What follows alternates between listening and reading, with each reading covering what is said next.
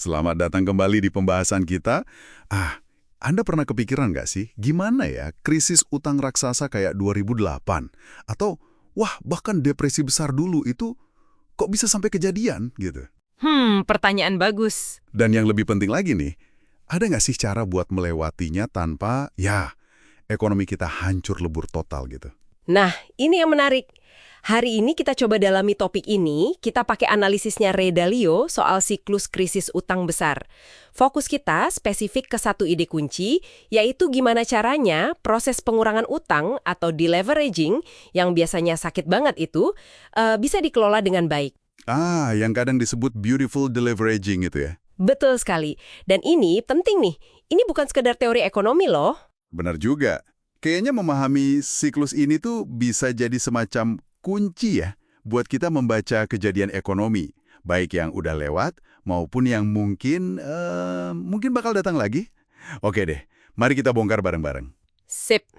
Jadi intinya gini, krisis utang besar itu muncul kalau tumpukan utang itu tumbuhnya jauh lebih cepat, jauh lebih kenceng daripada pendapatan yang ada buat bayar utang itu. Ini bagian dari siklus utang jangka panjang namanya. Oke. Nah, pas siklus ini sampai di puncaknya, di titik tertingginya, mulailah proses pembalikan yang, bikin pusing, menyakitkan. Disinilah cara mengelola krisisnya jadi super penting. Oke. Jadi pas di puncak utang itu, biasanya apa sih yang terjadi? Kalau lihat dari sumber-sumber kita ini, gambarannya agak serem ya. Iya, emang gitu biasanya. Harga aset anjlok. Terus orang jadi susah bayar utang, investor pada panik, terus duit di pasar pada mengering gitu ya, likuiditas hilang. Persis. Dan karena kan belanja satu orang itu jadi pendapatan orang lain, ya akhirnya pendapatan semua orang ikut turun. Jadi kayak lingkaran setan ke bawah gitu. Waduh. Dan bedanya sama resesi biasa, katanya nurunin suku bunga aja udah nggak cukup ya, karena seringkali udah nol atau dekat nol gitu. Betul. Udah nggak mempan lagi pakai cara biasa. Utangnya itu sendiri yang harus dikurangi. Nah, disinilah kita masuk fase deleveraging. Nah, tadi Anda bilang gimana deleveraging ini dikelola itu kuncinya. Sumber kita juga nyebut ada beda tipe krisisnya ya. Ada yang depresi-deflasi. Ya, depresi-deflasi itu biasanya beban utangnya malah makin berat karena pendapatan turun lebih cepat dari harga. Seringnya ini kalau utangnya dalam mata uang lokal. Oke, terus ada lagi depresi inflasi. Nah, kalau yang inflasi ini seringnya gara-gara utang dalam mata uang asing, terus modal pada kabur ke luar negeri, dan nilai tukar mata uangnya anjlok. Beda ceritanya. Paham. Dan konsep beautiful deleveraging ini intinya adalah gimana caranya pembuat kebijakan itu memakai 4 alat utama secara seimbang. Ini kuncinya, seimbang. 4 alat ya. Buat apa tuh tujuannya? Tujuannya itu buat nyebar beban krisisnya, biar nggak numpuk di satu tempat, dan yang penting menjaga pertumbuhan ekonomi nominal, jadi nilai uangnya tetap tumbuh itu di atas suku bunga nominal.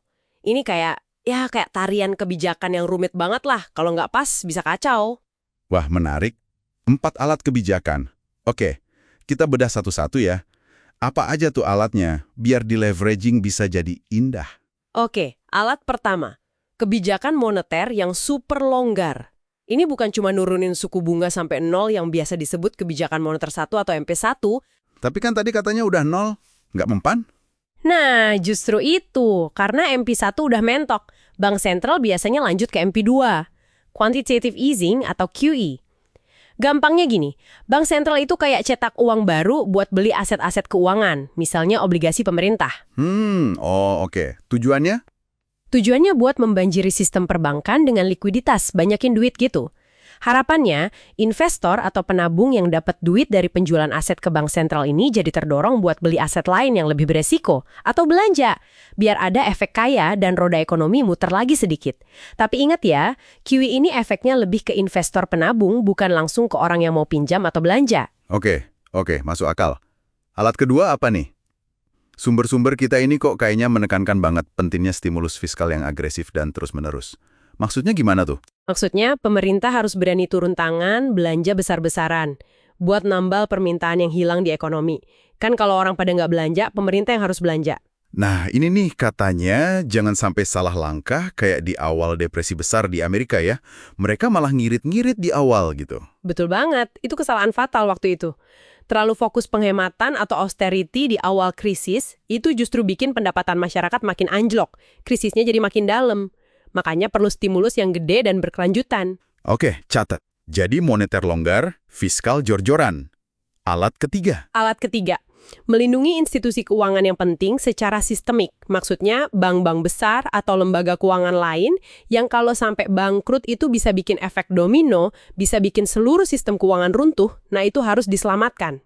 Diselamatkan gimana caranya? Caranya macam-macam. Bisa pemerintah kasih jaminan buat simpanan nasabah atau utang bank itu, bisa suntik modal langsung ke banknya, atau difasilitasi biar merger sama bank lain yang lebih sehat. Ingat nggak waktu krisis 2008? Ada AIG yang dibantu gede-gedelan, tapi Lehman Brothers dibiarin bangkrut. Nah, itu contoh keputusan sulitnya. Tujuannya ya mencegah keruntuhan sistemik. Iya. Krusial banget ya yang ini. Terus yang keempat, apa nih? Yang keempat, ini juga nggak kalah penting, restrukturisasi utang. Artinya, beban utang yang udah segunung itu emang perlu dikurangi. Mungkin ada yang dihapus sebagian, atau diperpanjang jangka waktunya, atau bunganya diturunin. Tapi, bukannya itu malah bikin kreditur rugi dan bisa bikin ekonomi makin lesu? Nah, itu dia tantangannya. Makanya pengurangan utang ini harus diimbangi sama stimulus moneter dan fiskal tadi. Biar nggak malah jadi deflasi parah dan mematikan ekonomi. Jadi ini benar-benar soal mencari keseimbangan yang pas antara keempat alat itu. Susah banget. Wah, iya ya. Kedengarannya emang kayak juggling bola api. Susah banget pasti nyeimbanginnya. Terus apa dong resikonya kalau salah satu langkah aja meleset atau kombinasinya nggak pas? Nah, kalau salah langkah atau nggak seimbang, hasilnya adalah kebalikannya, yang disebut ugly deleveraging. Jelek gitu prosesnya. Maksudnya gimana tuh ugly? Ya, bisa berarti depresi ekonomi yang dalam dan berlangsung lama banget. Sakitnya berkepanjangan. Bank-bank bisa jadi kayak zombie. Zombie, maksudnya? Iya, zombie. Jadi banknya itu nggak bener-bener bangkrut, tapi juga nggak sehat. Nggak bisa nyalurin kredit baru karena modalnya tipis atau terbebani aset macet.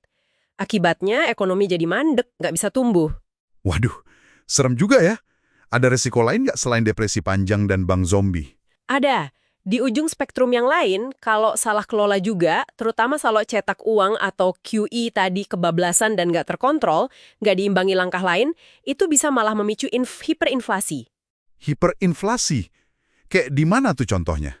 Contoh paling klasiknya itu Republik Weimar Jerman setelah Perang Dunia Pertama. Mereka cetak uang gila-gilaan buat bayar utang perang dan pengeluaran pemerintah lainnya. Akhirnya, kepercayaan orang sama mata uang Mark Jerman itu hilang total, nilainya hancur lebur. Harga barang naik nggak karuan tiap jam. Itu mimpi buruk juga. Oke. Jadi intinya nih, dari pembahasan kita, melewati krisis utang besar itu bukan cuma soal pasrah nunggu badai reda ya. Bukan sama sekali. Tapi perlu tindakan aktif, terkoordinasi dari para pembuat kebijakan. Mereka harus pinter-pinter mainin kombinasi 4 alat tadi. Likuiditas dari bank sentral, stimulus dari pemerintah, jaring pengaman sistemik buat lembaga keuangan, dan restrukturisasi utang. Proses yang rumit banget dan pasti, banyak tantangan politiknya ya. Tepat sekali. Kompleks dan penuh tantangan politik. Dan bagi Anda nih yang menyimak, memahami kerangka kerja ini tuh bukan cuma biar tahu berita ekonomi aja. Tapi lebih dalam ya. Iya, ini ngasih Anda alat analisis buat menilai gimana sih respons kebijakan pemerintah atau bank sentral pas lagi masa sulit. Anda jadi bisa ngerti pilihan-pilihan sulit atau trade-offs yang mereka hadapi. Anda jadi lebih paham mekanisme di balik berita utama. Sip, setuju banget. Nah, sebagai penutup nih, mungkin ada satu hal buat kita renungkan bareng ya.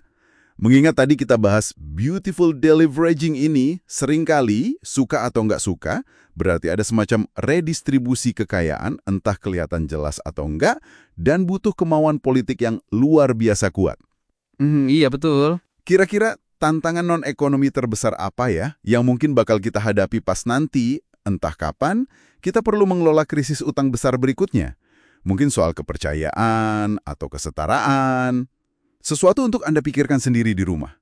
Sampai jumpa di pembahasan kita selanjutnya.